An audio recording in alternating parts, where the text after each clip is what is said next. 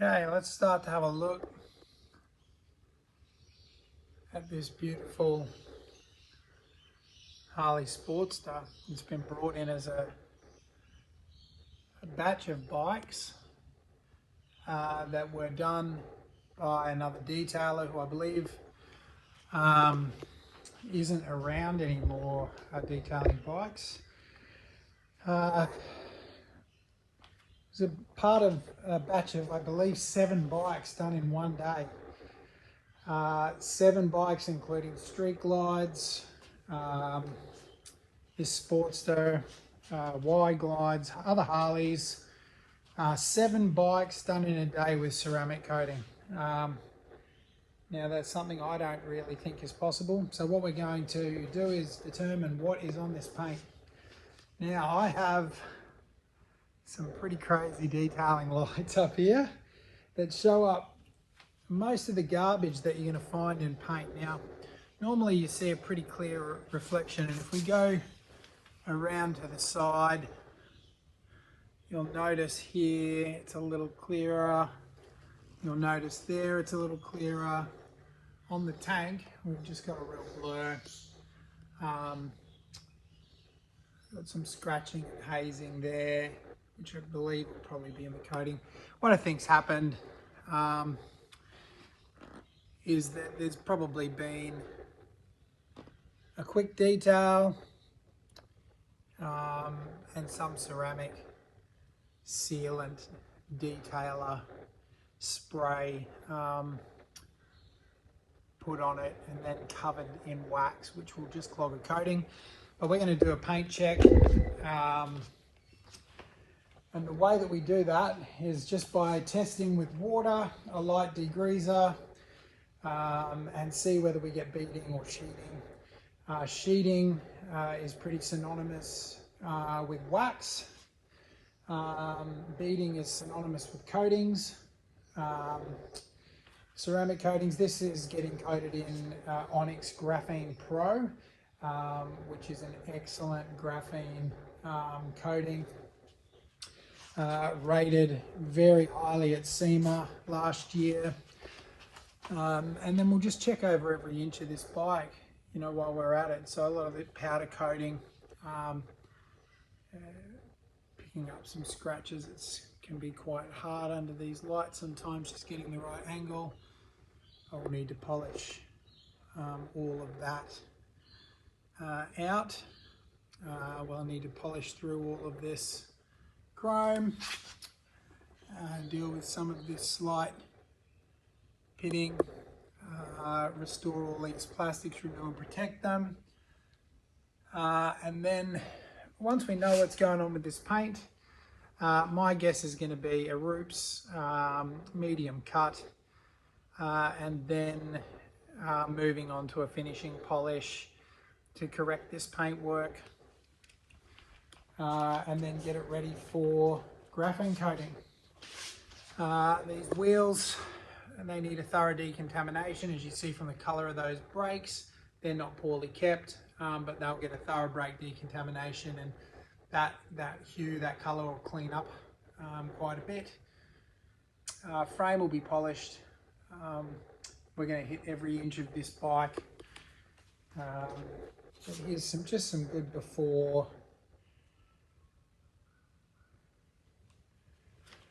footage to give you an idea. The swirling in there, give you an idea of the difference between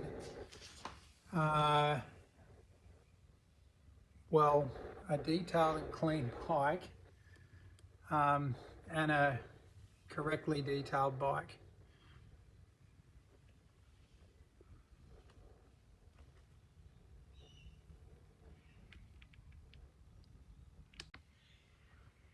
Guys, just thought this was worth having a look at. So what have we got? C2 V3 Liquid Crystal by Geotechnic, Mother's CMX Advanced Iron Ceramic Spray Coating. These are not ceramic coatings.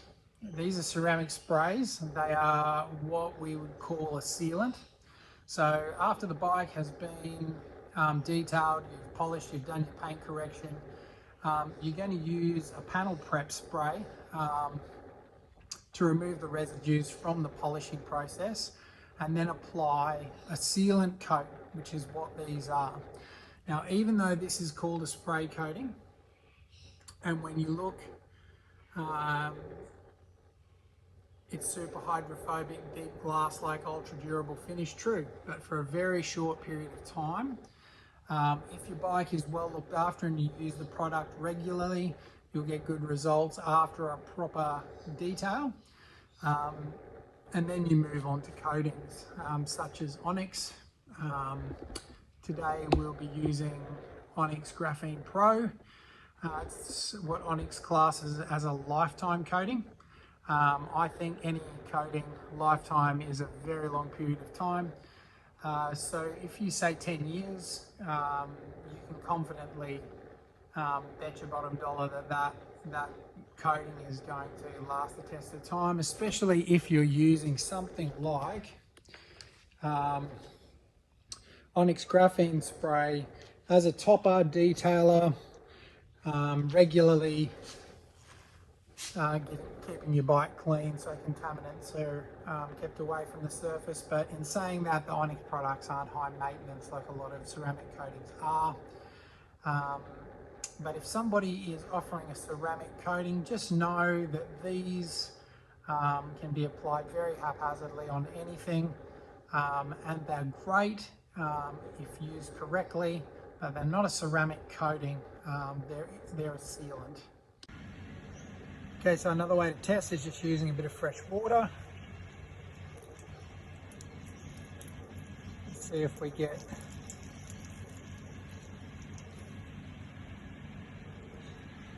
that's just sitting on there pretty much the way water would, right? It's not repellent. The last bike that I did out of this batch had, you know, like a patch here that was, the ceramic had kind of worked. It had like a patch here where the ceramic kind of worked, and then there was nothing here. So my guess is that the bike was polished. The polishing process had left swirl marks in the paint, and then they've been covered up with a ceramic coat and a wax. You know, once I got through that wax and ceramic coat, I found some very swirled up black paintwork, which took a great deal of time to correct. There's going to be some correction work to do on this, and we'll see how that goes. But next up, we're going to do a full decontamination wash. So we'll cover up the air cleaner. You don't want high pressure water going anywhere near places it's not designed to go. Bikes are very hardy. Anyone who says you can't clean a motorcycle with a pressure washer, obviously you can. You just need to be aware that you don't want ridiculously high pressure. You don't want pressure around places that are designed for air, not water. And you don't want high pressure water getting pushed into places where you're trying to protect seals, where you've got electrical joins. One place in particular you can put soap here. This is designed to get wet, and behind these there are rubber seals, but you don't want to be spraying high pressure water into the switch blocks. You're asking for trouble. So you just want to be careful around those sorts of things. It's common sense. All in all, this is a great detail because it's quite technical. You know, you're on a bit of a fact-finding mission, trying to figure out what has the last two people who've done this bike, what have they done? Once we figure that out, we can work out a way forward. So next step is full reset wash. What's that mean? Well, we don't know what's been done to this bike. I can't tell by looking at it what coating's been used, etc. So do a full reset wash, which basically is going to strip the bike of any waxes, dirt. We're going to give it a thorough clean, and it's going to leave the paint with whatever coating's on it. We should be able to see if it's working once we've removed any waxes, if it's present, and then we'll move forward with our fact-finding mission in paint correction, trying to see what is on this paint, and from there work out the best way forward in terms of getting this bike ready for graphene coating. So let's get into an extremely thorough wash on this bike. Okay, so wheels. Got a heap of options with wheels depending on the condition that they're in.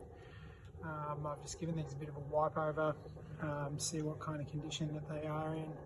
So you've got anything now from sort of acid on some, grubby, if they were grubby alloy wheels.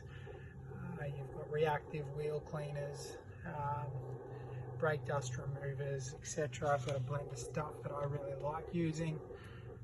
We won't be using acid on this bike. If you are, just remember, safety first.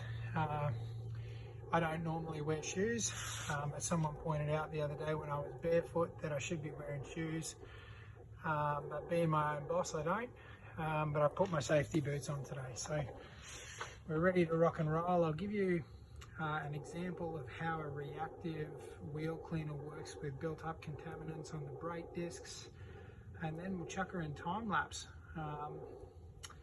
and turn a few hours work into a few minutes work. So the reactive wheel cleaner, they go on clear, and if there are metal particles, contaminants in the paint, they'll turn purple. Let's have a look.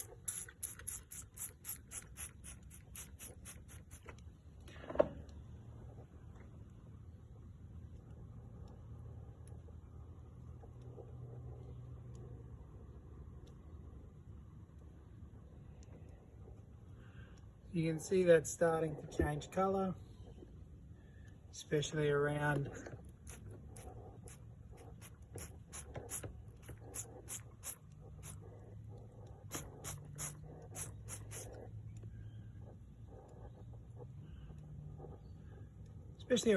Quite a bit of corrosion build up in there.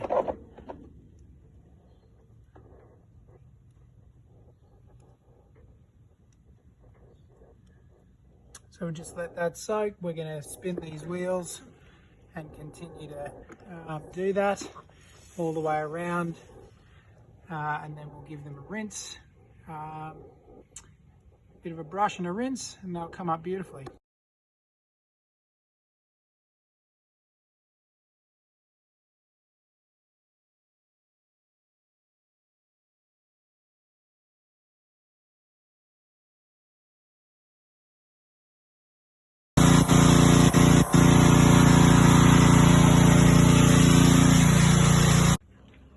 So, something interesting. Here, we've got sheeting. We've got water. See that line right there where the water is sheeted off? You have no beading there. We have beading here, none in front of the tank because obviously whoever coated it found it too difficult to coat in there. You've got no beading there. And as you move across here, you've got beading through the center of the tank now, and a bit of sheeting there. So it's a motley coating that we have on the back of the bike. We have sheeting across there, no beading. We have beading through here. So some sheeting, some beading on here. So it's a pretty mismatched kind of coating. And this is what I found on the other bike too. We had areas where the coating was in place and areas where it's obviously not. Same here, we've got areas where you've got definite beading and you've got areas where there's no beading. The crash bars have no coating on them. Yeah, there's not even really a decent, you can see the difference there. There's not a decent kind of thorough polish on that chrome either. And I guess that's what happens if you're trying to do 7 bikes in a day and ceramic coat them. You're going to miss stuff. For me, even though this is a Sportster, there's a day and a half minimum in getting this ready for coating and coating the bike. So yeah, so you got very different. There is some adherence of some kind of coating on the tank, but we'll deal with that in polishing. So now it's on to a thorough clean. Okay, so here's something pretty interesting. I've just done a full, the bike hasn't been washed yet in terms of a detailed wash, but it's had a reset wash. So that's just taken off any of the old polishes and waxes to see if there's a coating left underneath. Now, check this out. Before, we couldn't get any beading. So they've put some kind of coating on here, and it's in place in parts of the paintwork. Parts of the paintwork it's not, so you've got some beading there, and then around here you got sheeting down the sides, beading on the top, sheeting on the side. So there's wax present, no coating, and then you've got it over on this side through the middle. You've got beading. So it's pretty unusual.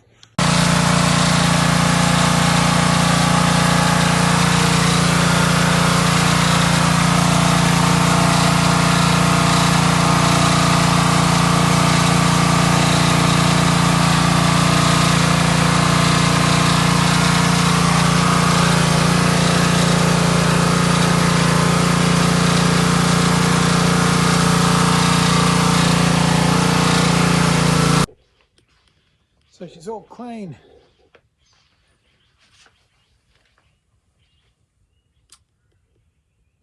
Looking lovely.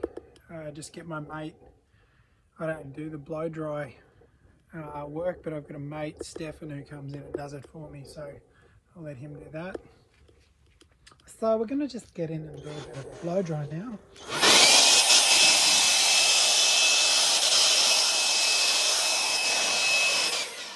Geez, you're looking lovely, sweetheart.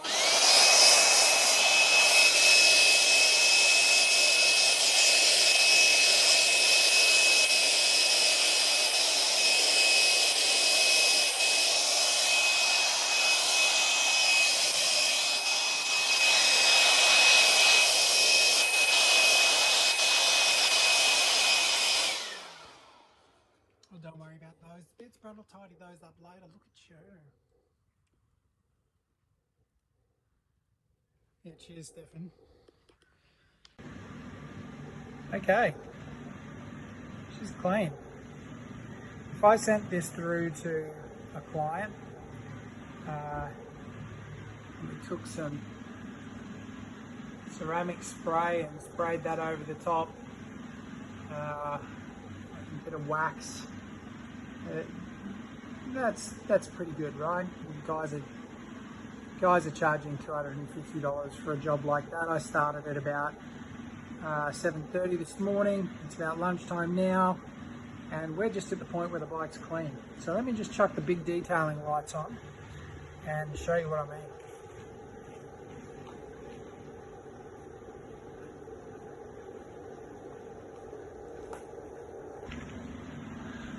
So with the street glide that we did, that was part of the same batch of bikes that were detailed, 7 in a day, as I said. What looked like happened could have been one of many things, right? It hasn't been washed using 2-3 bucket method. It's picked up some hazing and scratching. It's then been covered up. On the street glide, it was obviously polished. Guy gone way too hard with either a dirty pad, ill-prepped pad, wrong polish, whatever it was, went way too hard and had swirl marks that had just been, you could see he tried to chase them and had left some of the sharp edges on the bike without very much clear coat. We had to correct that. Came out really good with the Onyx Graphene Pro. coating. This is very similar. Now, I'm not sure whether this bike was polished properly or not, but let's have a look at some of the areas that did have coating on them. They are heavily scratched, even faded. Now, in some light, you're not even going to notice it. It's just going to look shiny. But once you get close, you see that's really badly scratched. Now, it's hard to pick up this beautiful custom paintwork, which the owner was trying to protect. I can see with my eyes right through here and here all of the scratches that are in this paint. It's very difficult to pick up on the camera, but if you look towards this side, you'll start to see them pick up as they come out of the light.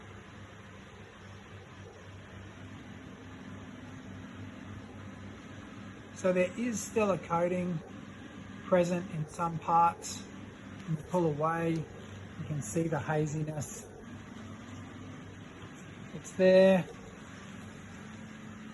Scratches all through the paint down this side, which you can kind of just pick up through there. They are all over the tank. Same through here. Scratches right along the top, through the powder coated parts. It's very scratched up. Same through here. So we're going to try and improve those as much as we can as we go along. We'll polish out all of this chrome. Coating is going to be pretty much the last thing that we do on this bike. So we'll probably remove that rear rack, remove the seat. We'll probably remove this front guard too, just to get a really good coat of the graphene pure in here. We have a small stone chip there, so we want to protect that sort of thing. And we want to get a really good coating on these forks and the crash bars, which are also very scratched up. So we'll get onto that now. So we'll start with some detailing, chrome polishing, paint correction. We'll restore and protect all of the plastics. And there's probably, I don't know, maybe 7 or 8 hours left in getting this bike prepped for graphene coating and coated, and then managing the coating process. We've got a pretty nice day today for coating, and it probably won't need UV lights. It's probably going to cure quite well naturally overnight. We're going to try and get this bike looking mint before we move along to the coating process.